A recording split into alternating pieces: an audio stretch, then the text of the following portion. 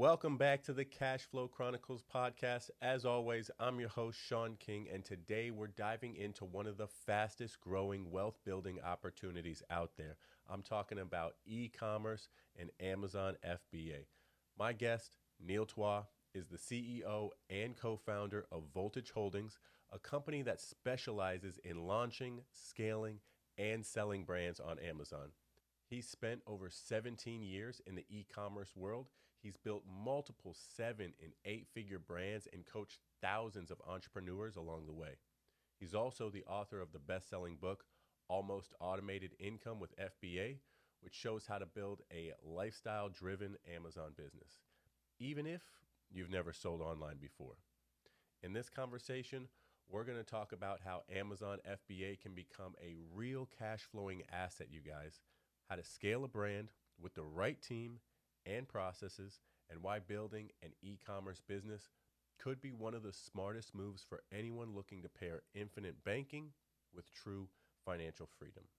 So make sure you stick around the entire time. You're not going to want to miss anything he says. Alrighty, so happy to have you, man. Neil, I appreciate you coming on. Really excited to talk to you. We were just talking a little bit before, and I think we've got more in common than I might have known. So Okay. really happy to have you here, man, and Right just on. really happy for you to share your wise knowledge with all my listeners here. So appreciate you, man. Well, thank you, Shawn. I appreciate being here, man. It's an honor and looking forward to the conversation.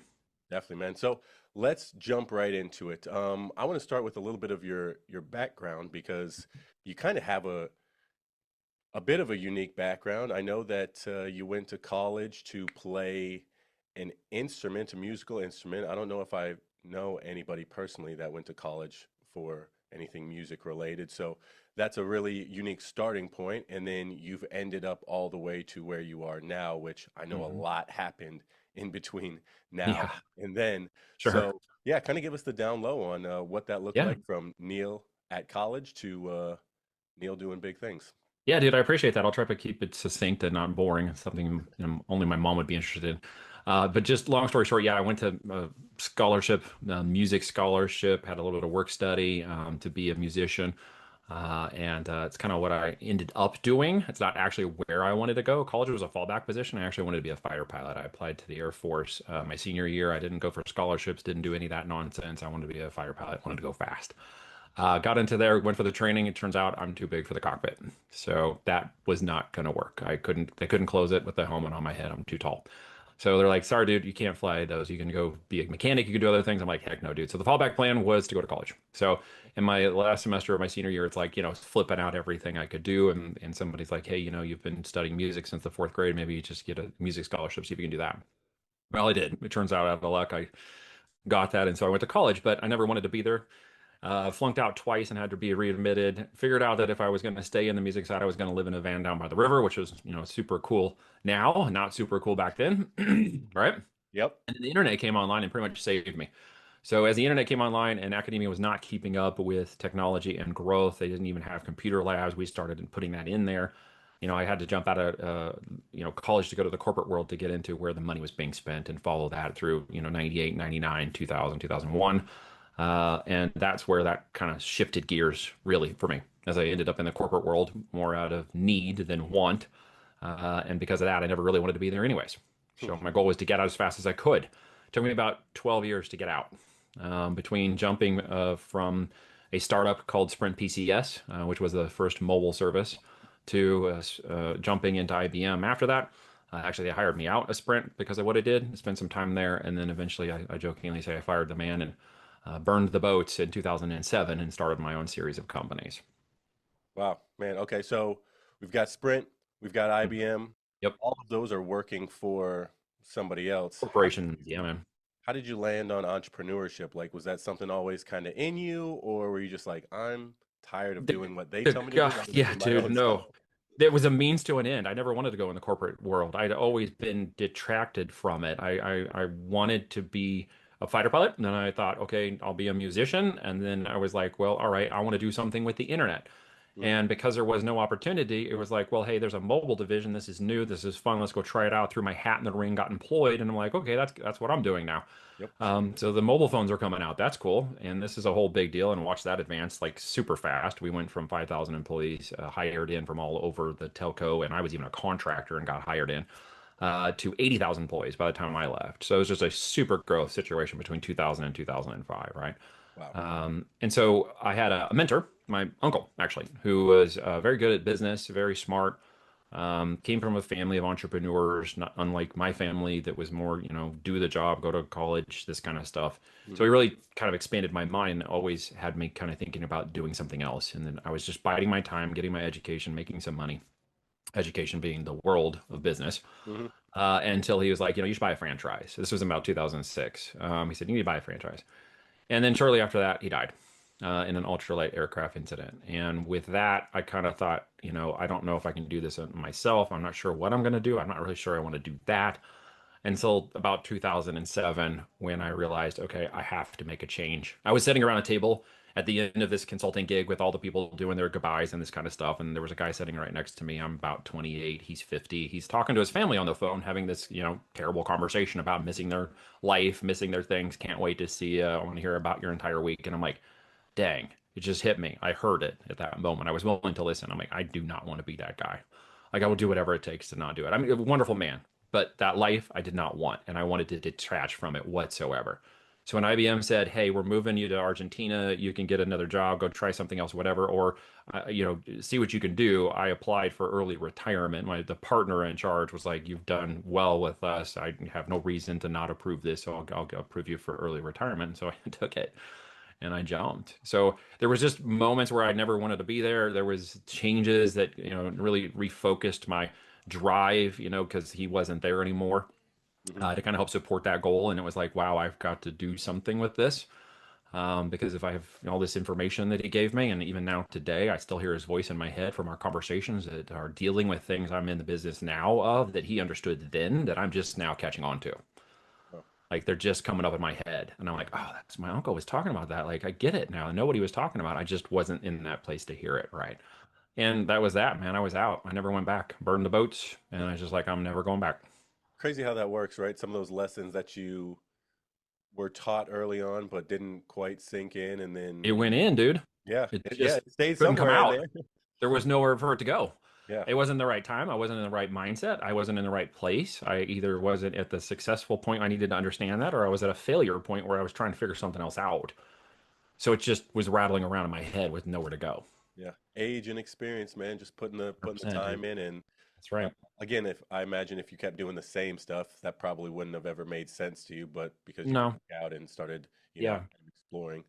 No, Uh, it just echoed in my head. He's like, you need to do your own thing. You can do your own thing. You've been at this for a while. Like, there's no reason why you should stay where you are. You have, better potential with other things. And he introduced me to people I didn't even know that he knew in business. I didn't even know he was doing with things that I didn't even get yet. And now I look back on it and I'm like, dang, what a timely, untimely death that was. There's so many things I'd like to talk with him about now. yeah, that sounds like a great mentor. Exactly what a mentor, Yeah, should be doing, kind of exactly. pushing you, and pushing you. So, a little bit of side note here. You Hmm. mentioned your job wanted to send you to Argentina. Yeah. Did you ever go?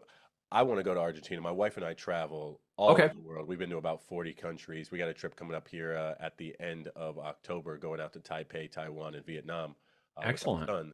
But did you ever end up going to Argentina? I know I that was did work not. specific, but No, I did not. I ended up down close to it in okay, uh, Trinidad and Tobago for a little while, nice. Okay. Yeah. but not that far over. No, I just it really wasn't a vacation or a trip, a business trip, unlike other things I was doing. It was more like, hey, you're moving there and you can keep your job. I'm like, no, because they were this big offshoring move at that point, right? Like, there's a Gotcha. big Okay. push for AI now. There was a big push for offshoring. Okay. And so they thought they could move a lot of that over there. And then ultimately that division suffered terribly in the year after they decided to do that. And then, as I said, I burned the boats. I didn't burn the bridges. So they called me back and said, hey, those two projects you were working on, they're failing miserably. What would it take to get you back here and help us fix this? I'm like, Ah, yeah, not coming back as an employee, as a number contract. one. I came back as a contractor. That's right. And I shot the moon on my hourly rate plus per diem. And they said, yes, when can you be here? I was like, woohoo. But that was also a learning lesson. Yeah, It I was. imagine. That shows you a little bit of the power of betting on yourself and just being in control of the situation. Yes, A little bit more value confidence. of your own personal time. Like, And what do I got to lose? If I say yes, I make money. If I say no, I'm right where I am at. So I said yes, and it was $250 an hour plus per diem. So I'm like, I'm in. hmm, Turns out it was a contract that didn't that became a successful outcome after my involvement. But I just realized I was just trading time for money with a nicer house, with a nicer bill, with a nicer whatever. But that was still the working guy. yep. Yeah, Yep, that's I a wasn't even still trap a you got real to be careful entrepreneurial. of. Yeah, I hadn't even hit the entrepreneurial step yet. Yeah. So talk to me a little bit more about the entrepreneurial stuff because you've been in e-commerce now for quite some time. Yeah. 17, how many years now have you been doing Well, it? I've been in the digital commerce space and then physical, private, digital, since I left consulting, digital marketing, mobile marketing, affiliate marketing, and then brand building and product-based building of physical products too for now. Ooh, so quite some time in there. Yeah. I know your book and a lot of this stuff is about Amazon FBA, and for give the listeners a high level overview of what FBA is for those that maybe have never heard of that. So in my book, The Almost Automated Income with FBA, it is literally the system of automation, ordering, processing, warehousing, and fulfillment. You know it as I click on something in 2 days or less, it shows up at my house. Yep. Since we're homeschooling and we live 25 minutes from a Walmart and we live an hour from a major town, Amazon shows up at our house probably 3 times a week, maybe four. I jokingly say that Amazon will call my wife if she hasn't ordered something in 45 minutes. I'll be like, "Are you okay? Are you all right? We haven't got something for you in 45 minutes." It is that whole system of automation. It's a dang miracle the thing works. It's shipped trains, planes, and automobiles. It's all that infrastructure that back ends product movement to your home. That is fulfilled by Amazon. It is a logistics and freight management company they purchased in around 2009 or so and Wow. rebranded it as FBA. It's warehouses, infrastructure, and all the trucks and everything that goes with it. Wow, that's actually larger than I imagined. That's Oh, it's huge. Yeah, yeah. they move 6,000 units a minute on average. And Ooh, holidays, they move 9 to 10,000 units a minute. So boy. it's a major infrastructure. Yeah. And it leverages the power of automation so that I don't have warehouses full of product that are not needed for certain aspects, like retail, when you do need some warehousing. We have third-party logistics company, but mainly everything sets at Amazon. It doesn't set in my office, doesn't set in my garage. It sets out there. I have samples and stuff for products we're moving and stuff, but the real shipping containers and everything, those go straight to Amazon. That sounds like the way to do it. Well, it's so So much easier, right? yeah, God, I remember back in the day, garages full of things. eBay. Yeah, just Yeah. things that you were trying to sell. Right, exactly. That you're trying to pawn off and flip products for profit. We have a very different system when it comes to automation and growth with private label, trademark, branded products. So I'm sure you've seen this go from like where it was when you first entered the space to where it is now. Yeah. What has kind of changed, or what are some of the biggest shifts that you've seen throughout this process that you've been involved in FBA? Well, I mean, in 2008 and 9, we all know there was a big market change, a crash, and adaptation to the way people bought and how they consumed money and products. And obviously, the housing market was the bubble that burst there that created all this differentiation. As we move forward, there was obviously been economic changes that have adapted that forward. One of the largest outside of that came in 2019, 2020. And what that created was 10 years of hyper growth in the first 3 months of 2020. Like most people were focused on health and wellness and all this stuff. Those of us that were in the business were also focusing on, well, how do we meet this demand and products at such an increased rate we've never seen anything like it before, a hyper demand for products, right? Hmm. And as we fast forward, tariffs became the next, thing to ride through and adapt and make changes or not make changes. In some cases, not doing anything was the best move. That has created some volatility in the market. But outside of that, the physical product market good has not really changed since products were bartered and goods were surfaced in the middle of 2,000 years ago when Jesus was around. That hasn't changed, right? I mean, it's a very old profession.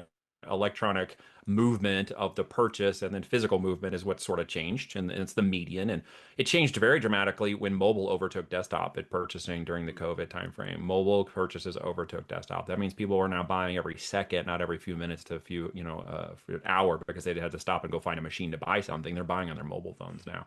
So Yeah. that really shifted things into overdrive. So there's been tremendous jumps in product growth and market share opportunities, what we call scale in the world of business, right? Hmm. Um, And with that, it's allowed people who've never had a product or brand to create a business that in 5 years could be sold for $29 million. Right. These are unheard of moments in time. In the last 5 to 7 years, it has become possible to do that. In fact, we're on the cusp of the first billion dollar, first trillion dollar companies that are just 1 to 5 man machines that are usually contractors with maybe one employee. Like I don't have any employees. So the systems of automation and control and the virility of this with all of its impact gets down to, the customer, what do you sell and how do you make it profitable? And that has shifted. So we used to sell products that are sub $20, $25 on Amazon Mm. 12 years ago.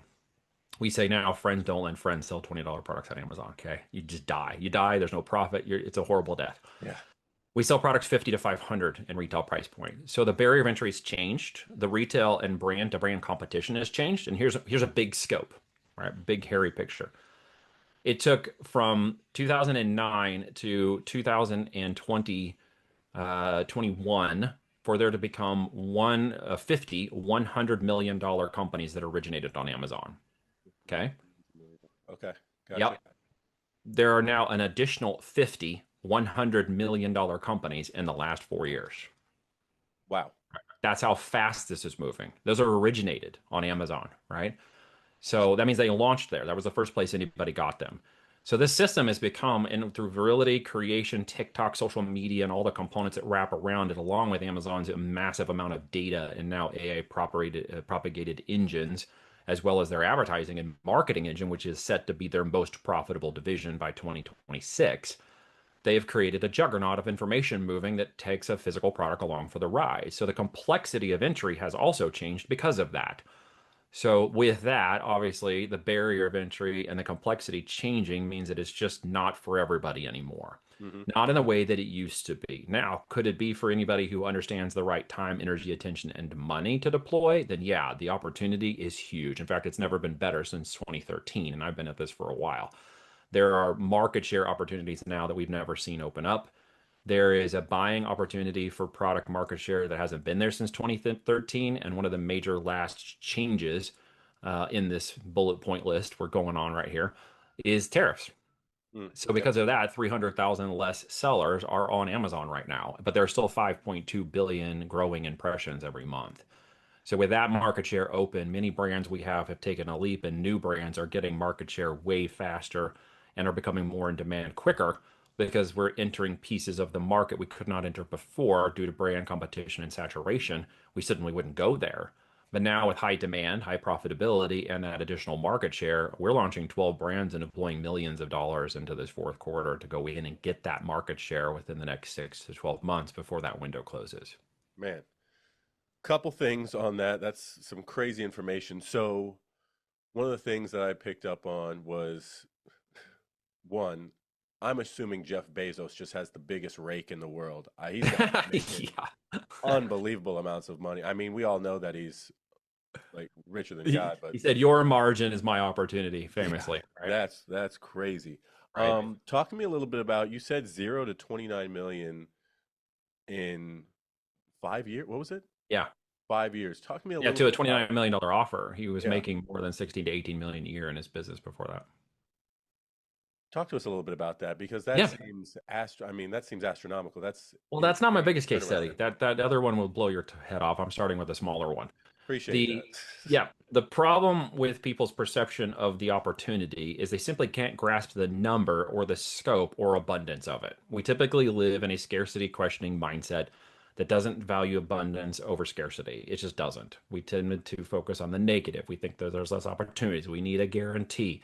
What if it doesn't work? What if I leave my job at the wrong time? Blah, blah, blah, blah, blah. We come up with all of these excuses for any opportunity that's out there. And we can revalidate it on any social media platform at any time, at any minute we want to do it, Sure right? can. We can commiserate all day long if we want, right?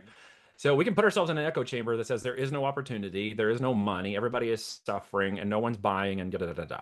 In actuality, it's the opposite. The growth is up, the shares are up, spending more money, average order values are up. Amazon is now up to $69 per order, average order value.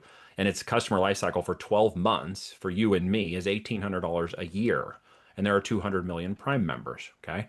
So people haven't slowed down. The opportunity is still there.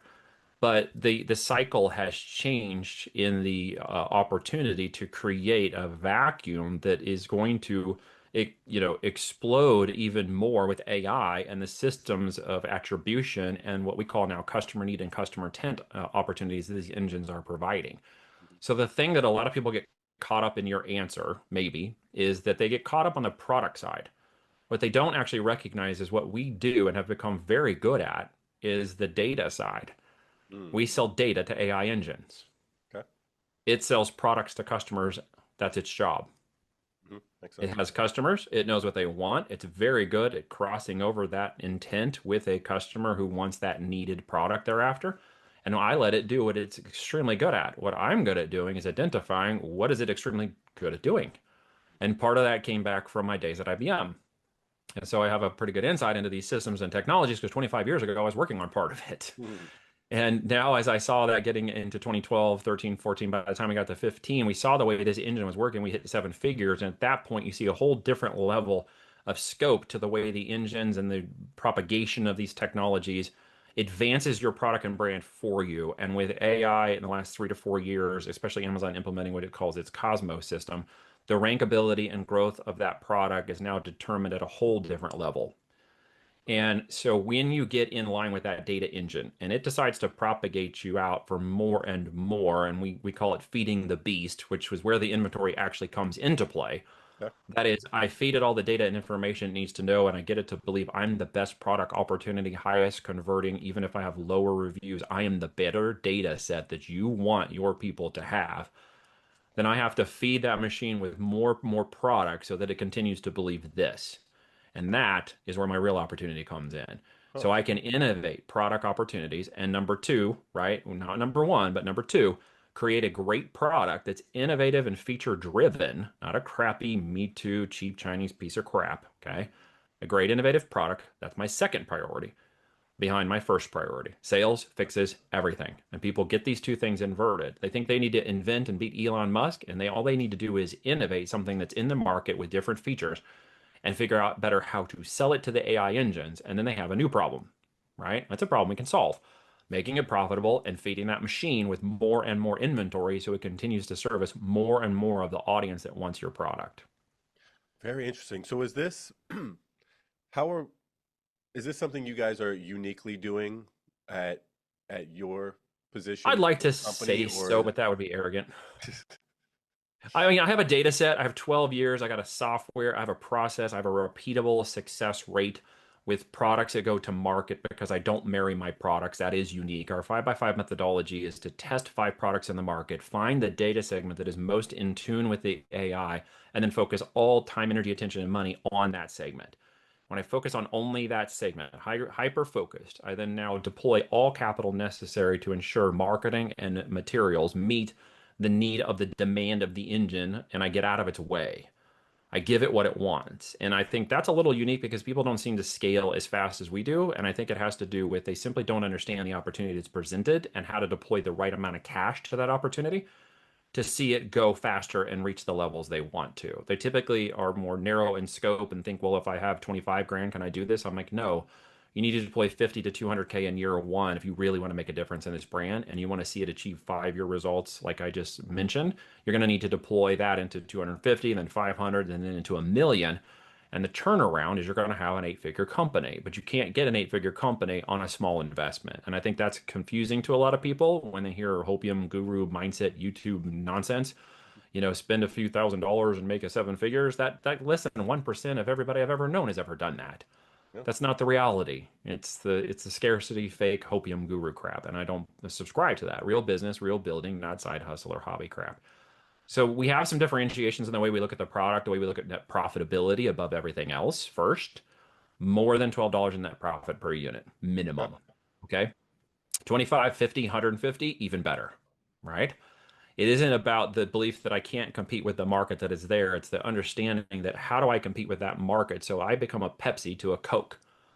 How Gotcha. do I become a QVC to a Walgreens or a Walmart to a Target? How do I beat Ninja? How do I beat Breville? How do I beat these companies at their game and simply become better at the value of my product tied to an intelligence engine looking to match that avatar with my product? And if I'm really good at that, I'm better than anybody else. It doesn't matter the size of their brand. I can outmaneuver them. I will go in and beat them all day and twice on Sunday. And when you have that data right, you know how to approach the money aspect of that growth. So you know how to feed it exactly what's necessary to see those achievable results. So it is down to some degree a science, we call it the green light process Hmm. of data-driven analytics, moving in the data of the engine, knowing what it wants, and then giving it the steps required for it to continue to believe that we are simply better and better and better at it than the guy who's already there. Man, And that is literally getting the engine to believe we are doing that. And there's just steps in that process, and it's all data-driven. that's that's crazy. Data, it's amazing how much information you can get from the data to Yeah. basically And you say. take the emotions out of it, right? So talk to me about, you mentioned have you've had a lot of success doing this. Talk to me a little bit Yeah. about what provides success versus what might lead to a failure when it comes to a client looking to get into something like this. So, what is a failure? Let's define that first, because somebody's failure is a total collapse of the company. That's Yep. the obvious failure everybody comes down to. But what if a product I launch it doesn't meet expectations? Is it considered a failure? Okay, so we have a discover, build, optimize framework. Okay. Discover the product that is highest in demand, highest profitability, highest upside potential. It is not a cheap Chinese crappy product. It is brand to brand competition. That means we're at the higher price point, but we see another brand that's doing it, and we're like, hey, we can be number two. We're going to slipstream in them like NASCAR, right? Gotcha. Yep. So we look at that data and we say, okay, that's the discover. Now the build is to go in and make sure everything is optimized through the build phase to align exactly with brand to brand, product to product competition. And that means we will need to optimize always. Okay. Products that are test launched are not guaranteed to go to profit. In fact, that's the exception. What we're looking for is the data. 80% I can tell you with confidence the customer need, the profitability, how to approach the market and attack it. But the 20% of that data only comes back when I start selling the product. And when I start selling the product, it will not necessarily go to the, great beyond. When I launch it, it will most likely need optimized. That means that I'm going to optimize the data, images, graphics, copy, etc., marketing to ensure that I dial that thing in and hear the little click is on the latches until the thing unlocks. When it unlocks, I don't touch it. I let the algorithm have it. At that point, it's doing the heavy lifting for me. So once I get through that, that discover, build, optimize phase, scale is just a matter of time after that. And then time could be for us a goal usually of getting to 5 million in revenue in 5 years. Okay. With a million to million point five in net profit.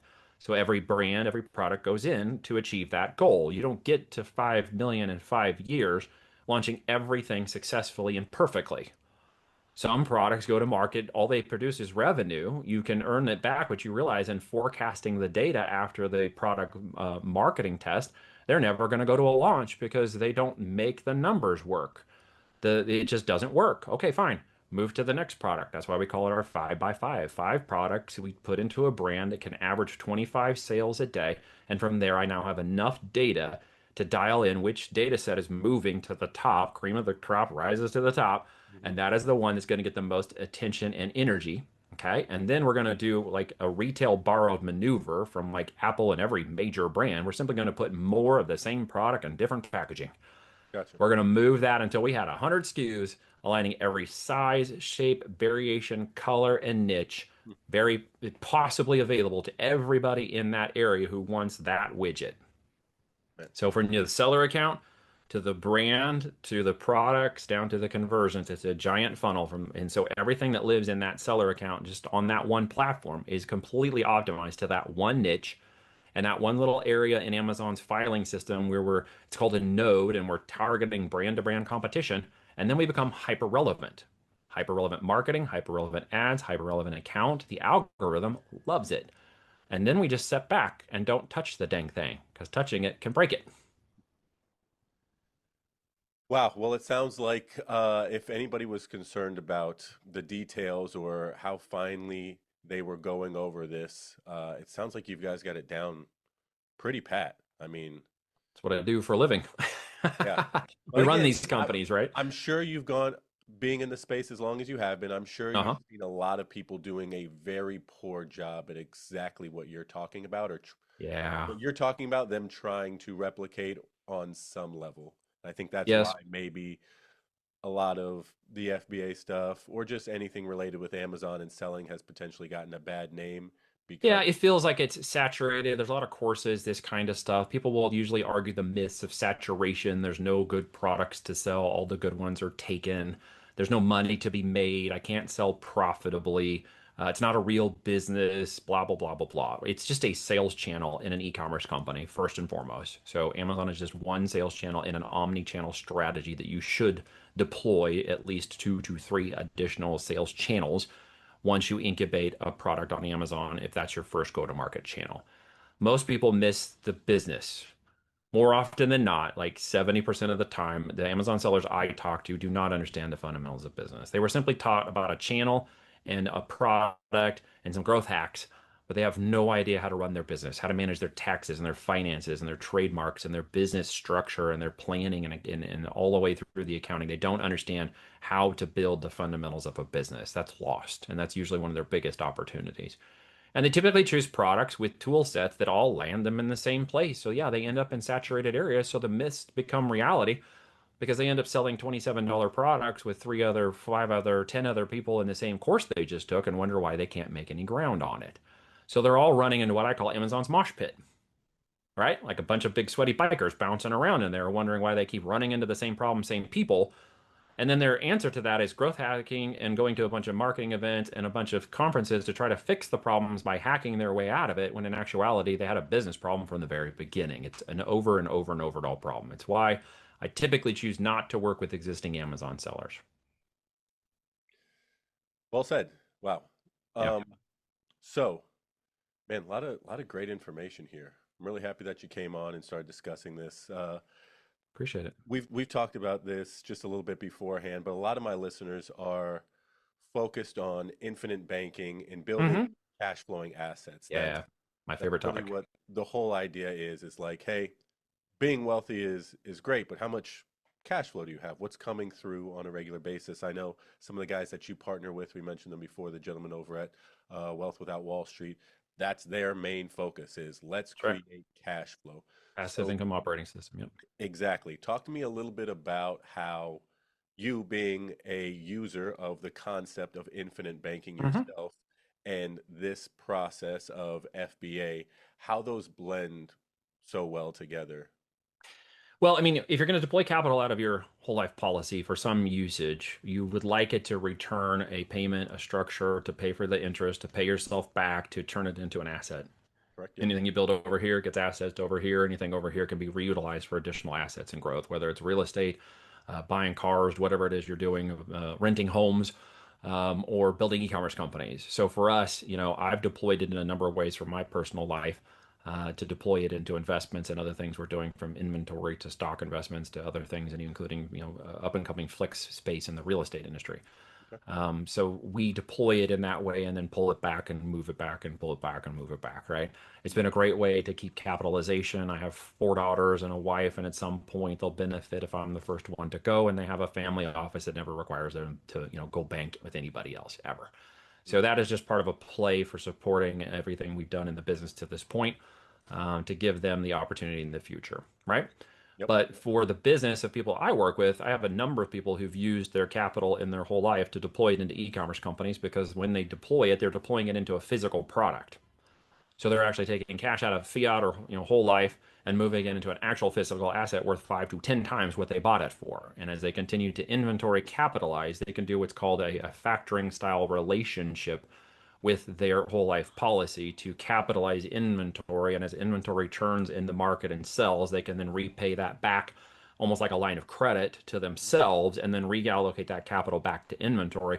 So I have at least 20 people inside of my business builders group who are doing exactly that at different levels of deployment.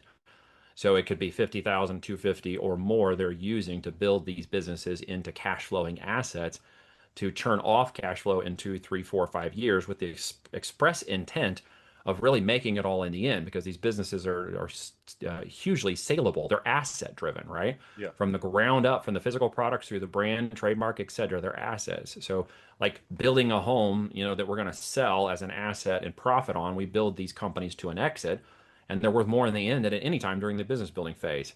So as people take their policies and deploy the capital, they make it into a working cash allocation of deploying capital to inventory and sales. Now, the cash on cash value of that is obviously different than deploying real estate or other locations with product. I happen to like it myself more in this way because I can turn over a goal of 4 inventory turns every year. So Okay. if I have a 90-day churn on my cash flow I pulled out of my whole life, and I know it's going to be a 59% return in 90 days when that inventory turns its first cycle and I'm going to reorder, then I'm basically getting 59% ROI 4 times in a year. 230, Jeez. 250% Yep. return in a year on that inventory. And I can cash that inventory by year 2 and 3, where we hit growth and profitability beyond growth, when we hit actually scalability stage. And at that point, we're then looking at scale in 3 to 5 years, where we're now turning off enough profit to have reaccumulated everything back into the policy and then redeploy it back in larger amounts into additional inventory buys for that larger exit. And what I like when people get that concept and they understand how to deploy that infinite wealth mechanism, it is that when we go for the exit, I'm the exit. So as people build with me to a growth, I have first right of refusal to look at their company as an acquisition, okay, Hmm. off market, because we have a private equity group funded called Patriot Growth Capital. And as the operations guy for that company, it's our job to vet out companies for acquisition because it's veteran backed, veteran focused, veteran funded, and we employ veterans into the companies that we acquire. Wow. We're set to acquire a company. It took about 700 or so to get to the first acquisition in the route of this new cash deployment, and it's about an $8 million acquisition that should be done on Friday.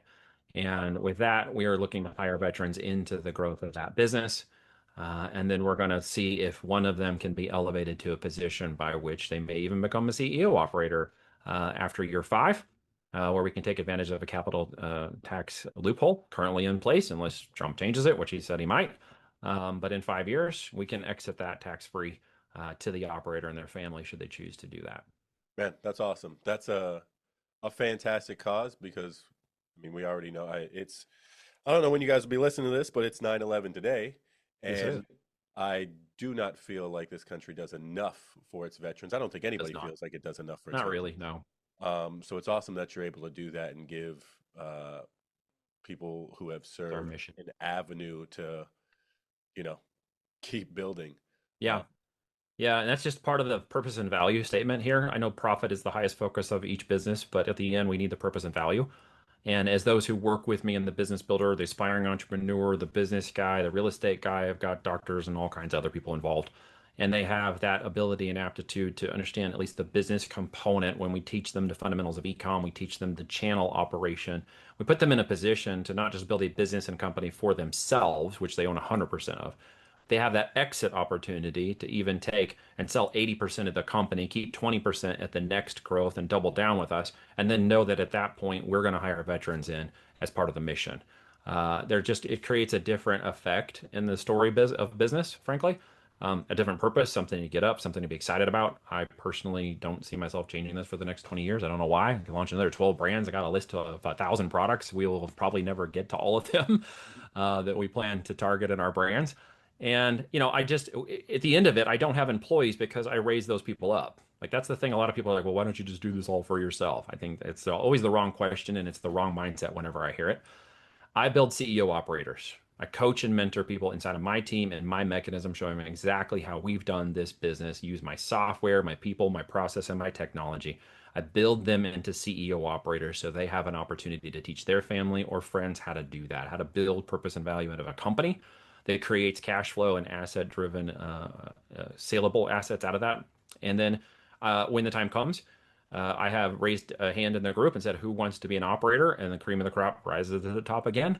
And I've got 4 very, very strong operators who spent the last 3 to 5 years working with us, building their company, who are now profit sharing on the growth of other companies with us in product partnerships. Okay. And in the acquisition of these companies, they're also helping us with the operations. So I trained up people and I don't have employees because of that. I have very strong CEO operators who don't need me to micromanage. They already understand their OKRs and their KPIs, and they know how to make these things run and how they're going to profit from it. wow.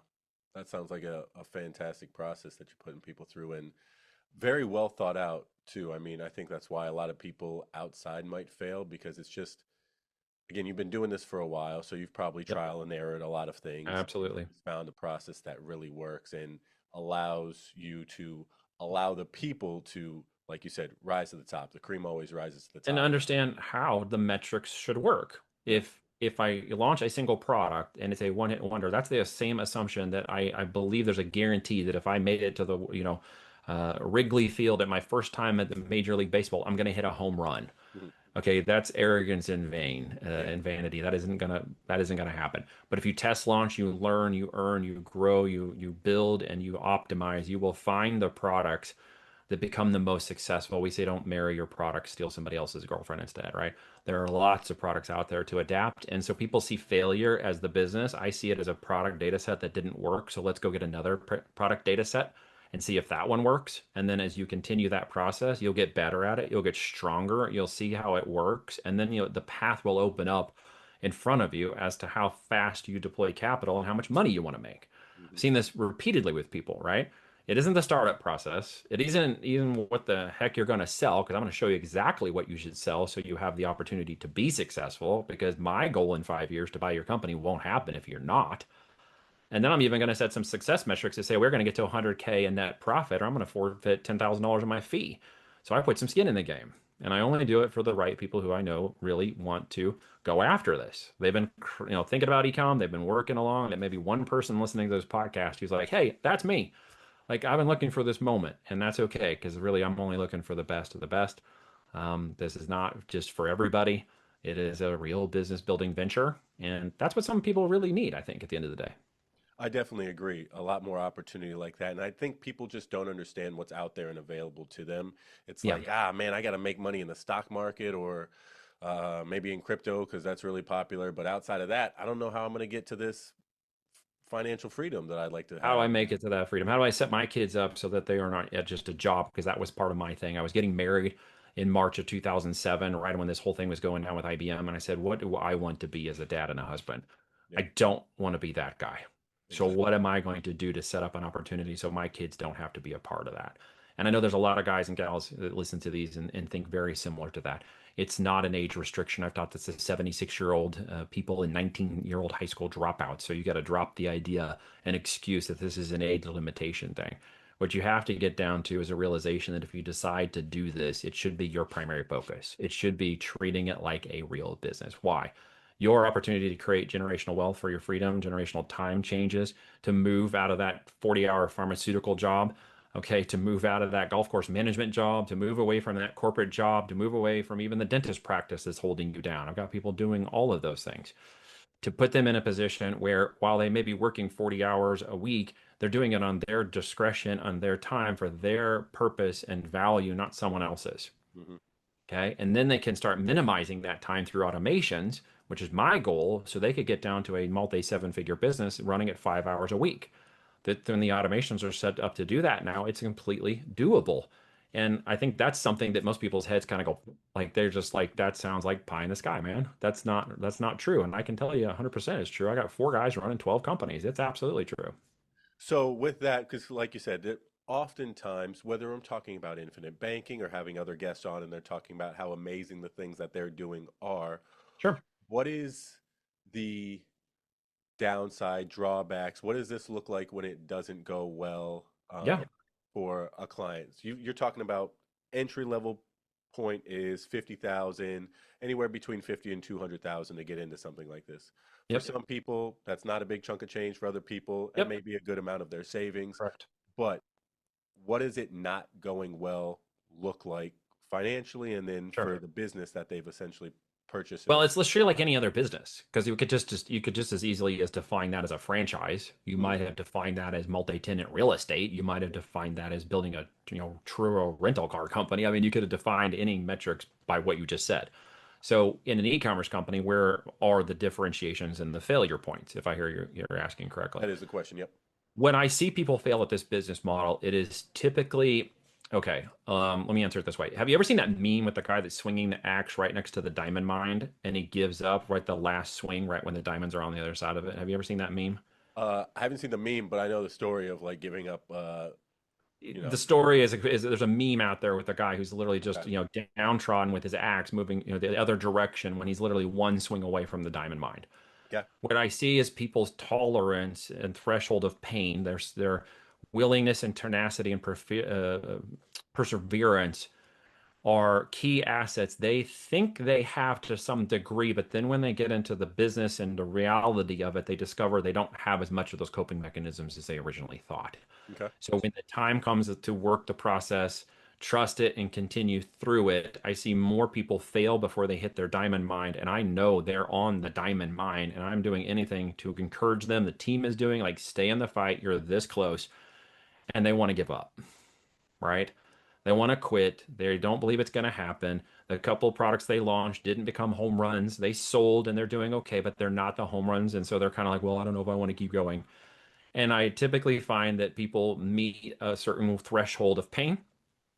And in e-commerce, it is that patience and time of moving a physical product to market that causes most people to suffer the most because and a lot of times they've heard podcasts, they've been out there and they hear the really good sounding tickle your ear stuff about making seven figures in 7 months. And so they come in with this idea that my seven-figure company has to happen in 12 months or the whole thing's a failure, right? And I'm telling everybody who should understand true business, it's a 3 to 5 year process, minimum. Okay. Building year one, growth in year two to profitability, and then year three could be scale through year five, right? Depending upon how well, it maybe take you 5 to 6 years. Look, man, it really doesn't have to be a timeline. And this is one of the biggest things I see people doing in the failure of any business growth, including ecom, is that they can't find a good product, isn't that they can't see the systems and opportunity present itself, is that they simply don't see their way through the tenacity and perseverance of the next 24 months. They want to give up. They don't want to stay in the fight. And I'm like, dude, I used to put in speaker equipment inside of homes in their framing in Sioux City, Iowa, when it was negative 40 degrees outside, and we had to quit at 10 in the morning because we freeze our ass off. And I'm like, this is not the hardest thing you've ever done. Hmm. Like, have you ever tried and failed at anything yet? Have you like, Yes, so sir. I put in qualification processes to just remove people to try to eliminate that failure point in their mindset. I even put a disc profile online, which Hmm. goes through the different quadrants of validating where their mindset is, okay, and matching that up with every person who's now taken it in my organization and every builder who's taken it. And then I see all the great builders, the medium-sized builders who could become great, the B players who should be A players, but they're still fighting their own demons in their head and haven't got out of the way, and the C players that could be A players, but they're too focused on watching the B players, so they're not actually doing the work. Yeah. And so I've done just due diligence enough now to start cycling people out and simply telling more people no. Why? I don't, if you have the time, energy, attention, and money, but you are not a good fit for the aptitude of the business, I will tell you no. Big problem. Because I don't want you failing on your dime and my time and it wrecking my, online presence and all this negative thing occurring and just a bad-blooded relationship that I don't want to have. I have a short last name and a one-word brand, and you can look me up online, and I don't have any negative reviews for a reason because I don't let people come into my life anymore who don't work for their own benefit. Hmm. And I am not a life coach. I am not here to coach you through your coping mechanisms. Yeah. I am here to build a business with an outcome. You need to figure out your own coping mechanisms, right? And so people fail because they fail to correctly assess the situation. They incorrectly assess their perseverance, and they come to the opportunity with more excuses than the willingness to do the work. Oh, I think that was very well put. I think that's probably the blunt answer that people maybe weren't exactly looking for. Uh, Well, I hope it's a blunt answer. I'm not gonna yeah, I'm not but gonna mince words. it sounds like the truth for sure. So Yeah. what you're telling me, what I'm hearing is this doesn't work because you don't work. Well, I take responsibility. Let's make sure we say this the right way. Okay. Pros and cons. There are things that happen in the market. There are aptitudes that don't meet. There's conversations that don't align. There's language communications at times that create barriers. There are Amazon things that occur that just flat out stupid and cause people's brains to hurt, and they do absolutely dumb things. And we have to fix those and solve those problems. Problem solving is a part of business. Creating big, hairy, audacious goals is also creating problems that have to be solved so those can happen. That creates new opportunities to overcome that. And so there are variables, there's market changes, there's COVID, there's tariffs, there's all of these things that are impacting the market of opportunity in this type of business or any business, frankly. I mean, retail suffered tremendously during 20 and 2023 when online was growing at 10 plus, 20 plus percent. It was in double digits when everything else was going down. So really, there are factors of controls, but again, it comes back to my most successful entrepreneurs, the Daniels, the Matt Harwards, the David LeBlancs. They have strong, perseverant coping mechanisms. They have fortitude in what they're doing. They believe that they will find their way through it with our support, or they'll get it in one way or another. And the guidance and stuff we give them, and sometimes it's just to get out of their way by trying to enable them to get where they're going and make sure that they stay within the guidelines so they don't fail at certain points that they haven't experienced yet. And the hope is that they get to points that are greater than us in experience. And actually, we joked about this earlier, but Matt Harward still holds one of the greatest case studies on Amazon. He got to 5 million a month in the first 8 months. We started that brand with him in 2015. It turned into a $40 million a year brand. It was an extremely fast run. He put another 120 million on top of that with his Shopify online marketing experience, became Arizona's Inc. fastest, 500 growing business, and then sold it out in 2022 for 72 million. He cleared out himself. So the business is business with the right aptitude. But some people can be trained from the B to the A player.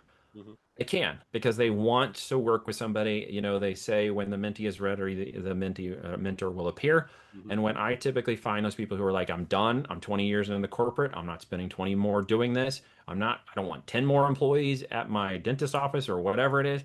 I want to get out of that in 3 to 5 years. I want a different approach. They're ready to do the work. They were just looking for a plan, the people, and the support and a roadmap to seeing that success, and then they're all in, right? And then it's just like get out of their way. Let's give them the runway to go. So, as someone that might be interested in getting into this, give me a 30,000-foot overview of what that Sure. starting point looks like for somebody that's like, "Ooh, this sounds really interested. I hear Neil talking. I feel like I'm that type of person. Uh, where do I start?" Well, first off, I usually want people to have made the decision that e-commerce is something they want to do in business before they even think about working with anybody, Okay. including me.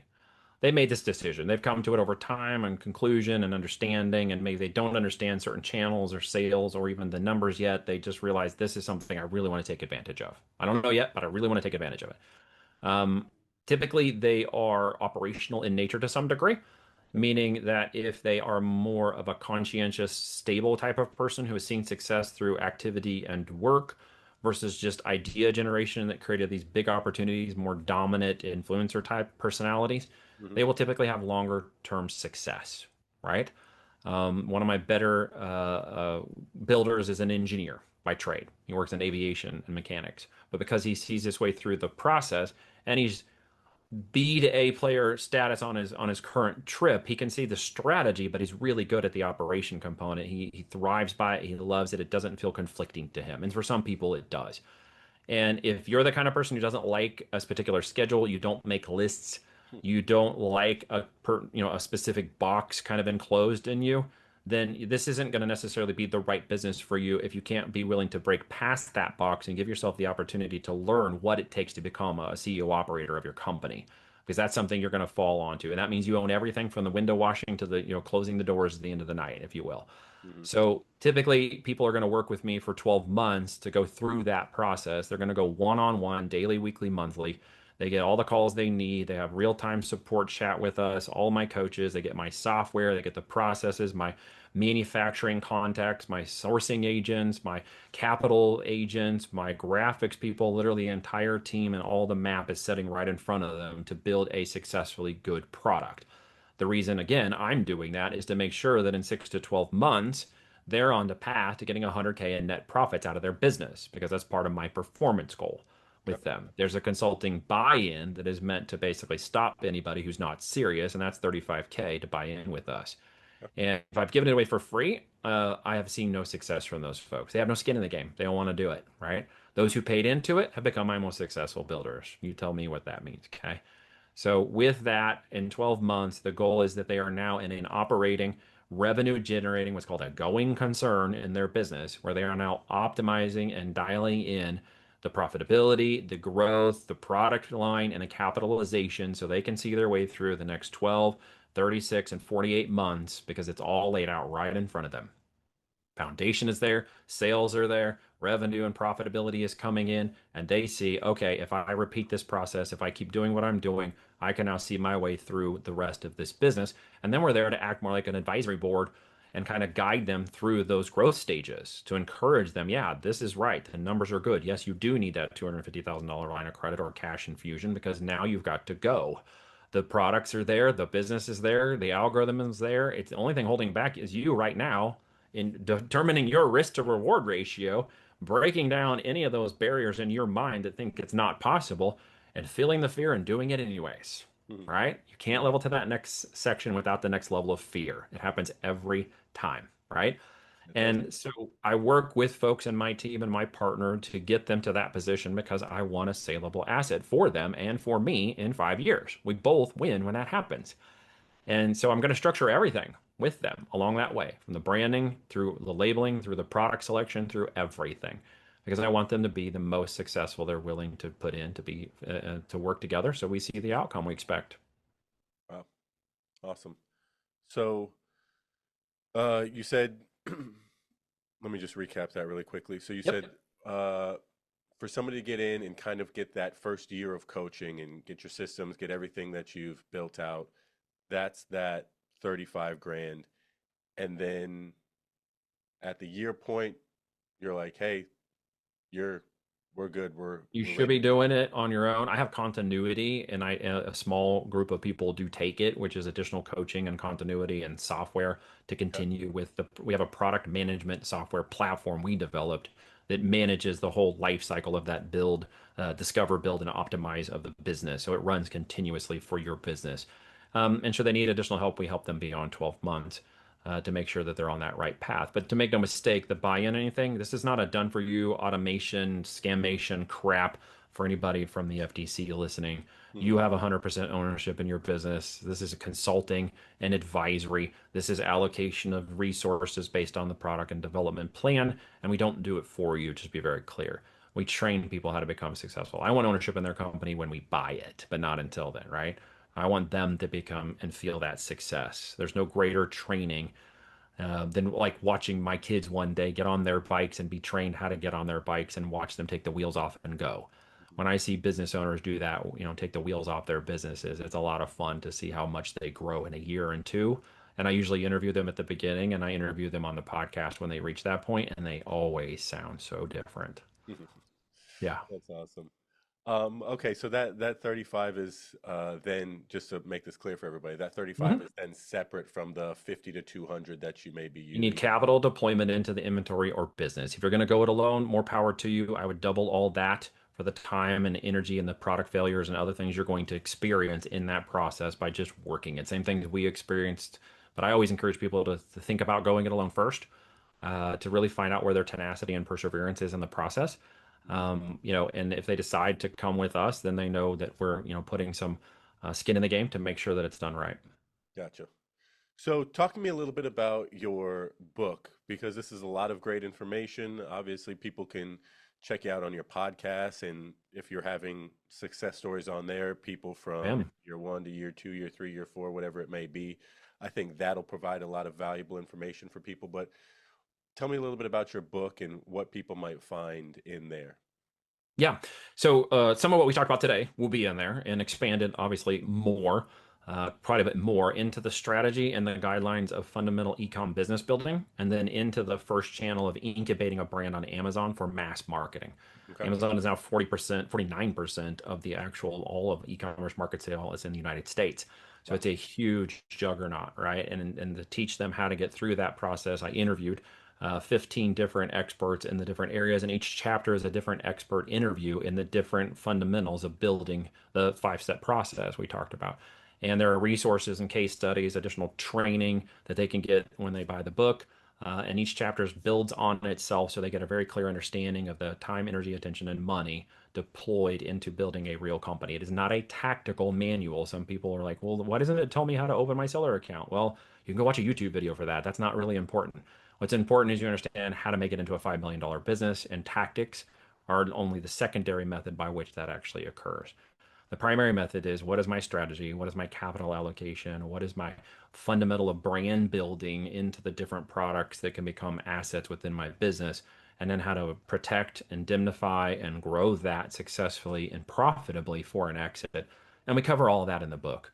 Um, a good friend of mine, Kevin Harrington from the Shark Tank, wrote the forward on it, talks about our strategy together, and one I discovered a while back called the As Seen on TV strategy, which literally our first brand was discovered from an infomercial at 4 a.m. in the morning when I was feeding one of my daughters a bottle, which ended up being our first seven-figure brand as we went into the market and learned about demand capture on Amazon versus demand creation, which is the other 51% of the market for places like TikTok and Shopify and other places like retail.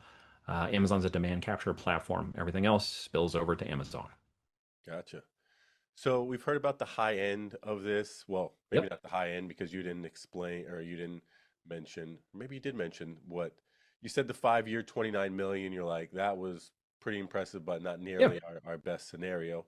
What Yeah. are you seeing on a more, for people that are willing to put in the work, of course, what are you seeing on a more consistent basis? Like if somebody had expectations coming in, if I do everything that Neil tells me to do and I do all the work and stuff like that, what should I believe is possible for my 5 year plan? I won't acquire the company until it's past 1 million in net profits a year. Okay. So that is the plan. If it takes 6 years or 7 years to get there, that's still the plan. If it does it in three, that's the plan. The plan is 1 million plus in net profit makes it a very great saleable asset. An Amazon only channel at that point is going to be about three times the net profit on the factors and the multiples of the business. You open a Shopify channel and maybe TikTok, and that pulls in maybe 10% of your additional sales, maybe up to 20%, and you may be at a 5x. If it churns so that you are on retail too, and you have additional channels, and we've seen them with subscription-based add-ons later, and subscribe and save here and subscriptions there as the product line advances into those types of models as high as 10 to 15x. So as you grow, the minimum is a 3x return, 20% net profit at the base of the business. So that means a minimum 200,000 in net profit on 1 million in revenues. So we're going to shoot for that 1,000,005 in profit or more, and that becomes an exitable status. That's our 5 year goal for every person. Awesome, man. That sounds that sounds like a pretty good plan. So looking Yep. ahead, you've been doing this for some time now. Looking Yeah. ahead, the future of e-commerce, Yeah. what has you excited with everything that you've built out with the company? What what are you guys Yeah. looking most forward to? Honestly, the most things I'm excited about is so much more industrial onshoring, manufacturing, and job creation that's coming to the United States in the next few years. Why? Because we outsource too much outside of our country. Too many dollars go offshore. They don't stay here, which means they're not used for proper social services and support. They don't support our veterans. They aren't deployed correctly into the people and lives of our communities and country. And I'm encouraged to know that that's a real possibility now, that in the coming years we can manufacture more products and services, goods specifically, in the United States. So I'm very encouraged by that, and I'm hedging some bets on the products and development growth that we're doing now. That while it's being offshored to start because they simply don't tool it in the United States, that in the next 2 years I can move some of that onshore. So I'm very optimistic about that, and hopefully we'll see that turn. Second to that is just the systems of automation, growth, the products and business optimizations through AI at the specific levels of business, not the entire business. Like I think some people think AI and they're like, it's the whole business.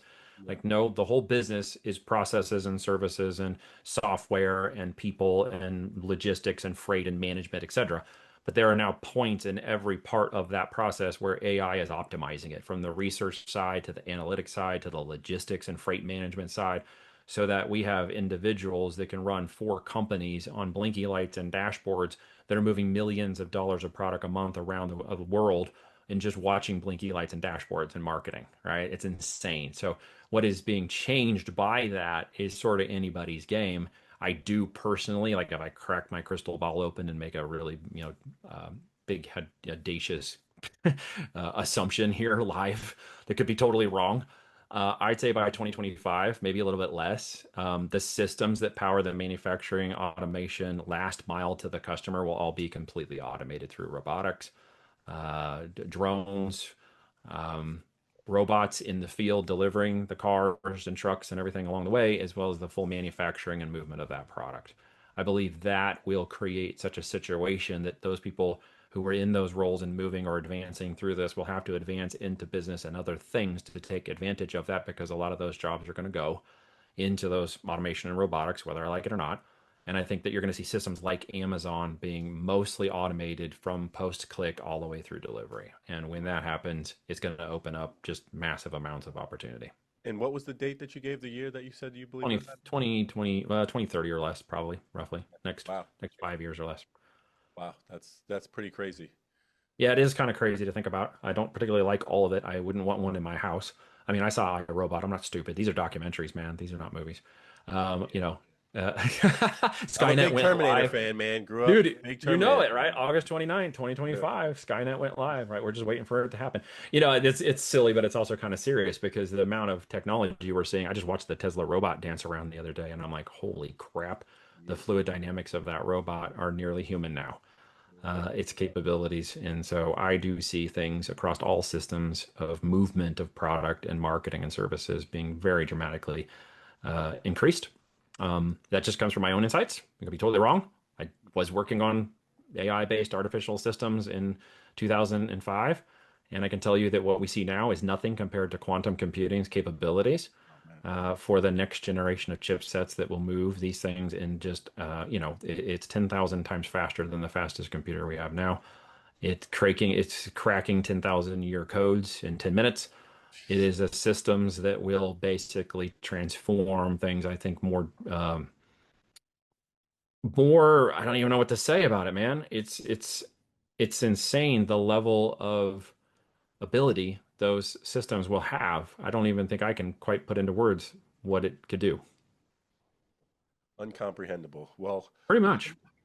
looking forward to all that comes. The AI stuff that's going on right now is getting pretty crazy, and you It seeing is. beginning stages of that being with IBM, it was probably pretty pretty amazing to see how far it's come and know that it's only going where it's going twice, three times, four times as fast as it got here. Uh, but like we said, hopefully it doesn't take us all over. And Lots of opportunity, yeah, not hopefully be destroyed by AI. But that would be I'll the just wait ideal. and see what that happens, right? Can we call it control the controllables, as I tell my kids. Number one rule, control the controllables. Exactly. So, Neil, man, that was fantastic stuff. I really appreciate you sharing Thanks, all of brother. this with everybody. Um, Let everybody know where they can find you, follow you. I'm gonna spew off your deal here in a second with your book. Okay. A minute after you give everybody your socials, your website, everything like that, so they can follow it. Yeah, man, you can find me Facebook, X, TikTok, anywhere you can search for Neil Twa. You can go to voltagedm.com, voltagedigitalmarketing.com, find out what we're doing with entrepreneurs and business owners interested in building private label brands. And well, you'll see me on the interwebs. If you don't look too far, you'll find me one way or another. I've got trainings and free trainings and meetings. And if you feel so inclined to book a call, you will talk with me. There's no sales team. That's not how this works. Nice. We'll find out if it's a good fit for each other. That's awesome, man. So, if you guys are interested in learning more about uh, what Neil's doing and the plethora of opportunity that it sounds like he provides. He has been gracious enough to give away 10 free copies of his books to the first 10 people who use my special code, which it'll be down in the description below. Obviously, maybe he'll give one more extra away to myself that I'll be snagging that and giving it a read because again, opportunity. It's all about opportunity. If you're willing to show up, do the hard work. And again, we always say don't ever invest in anything you're not actually interested in. Make sure that you put a little time in if this is something that you do believe that you want to do. Educate yourself beforehand.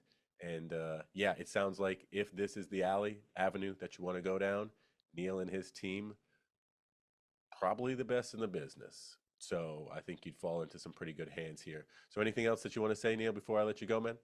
I would just remind everybody that your opportunity begins at the end of your excuses, and that if you do something imperfectly, something perfect will happen along the way. Love it, man. Well, again, appreciate you coming on. Thank you, And sir. as always, guys, the information is free, but the knowledge is priceless. Catch you next time. Man, huge thanks to Neil for joining me on today's podcast. That was a fantastic episode. I absolutely love how he broke down not just the nuts and bolts of Amazon FBA, but also how it can become a real vehicle for freedom, lifestyle, and legacy. If you want to learn more about Neil's work, his podcast, or his new book, Almost Automated Income with FBA, I'll drop the links in the show notes below so you can check those out and grab yourself a copy of that book for free. As always, you guys, if you're ready to start taking control of your money through the infinite banking concept as your base foundation and pairing it with cash flowing assets like we talked about today, head on down to the description section and book yourself a time on my calendar so we can hop on the phone and have a chat. Until next time, keep building your cash flow and keep building your legacy. Peace.